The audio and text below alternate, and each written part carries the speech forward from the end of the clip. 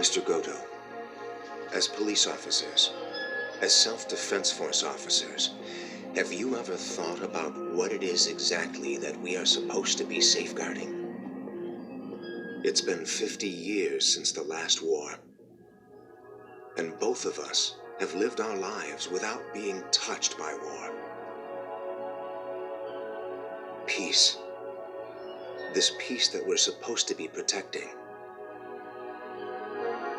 What do we actually mean by peace in this country and in this city?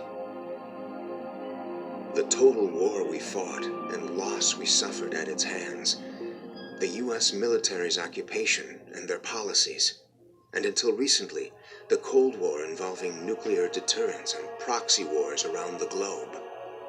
Even today, half the world is engaged in civil war, ethnic clashes, armed conflicts. These countless wars are what made up and sustained our economic prosperity. It's blood-stained. That's the true nature of our peace. It's an unscrupulous peace based on fear of war. An unjust peace where we look away from foreign wars, in which others pay the price for our peace. It may be a peace that reeks of gunpowder, but it's still our job to protect it. I'd much more settle for an unjust peace over a just war.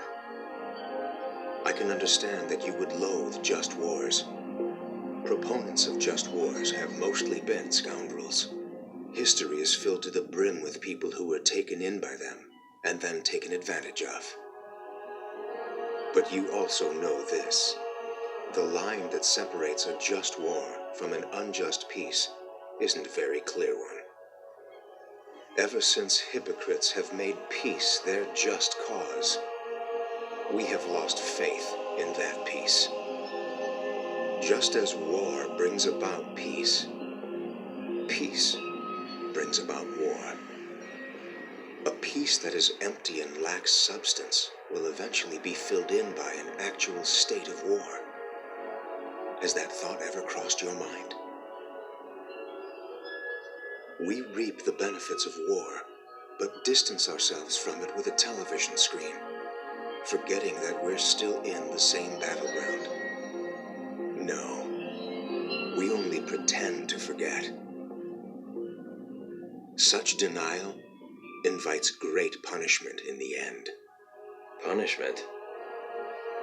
Who's going to punish us? God? In this city, everyone is like a god. You don't have to move an inch to see images far removed, or to touch things that aren't there and access other realities that are there. It's just that these gods don't do anything. If the gods won't do it, then the people will. Sooner or later we'll find out. That is, if we can't catch up to him in time.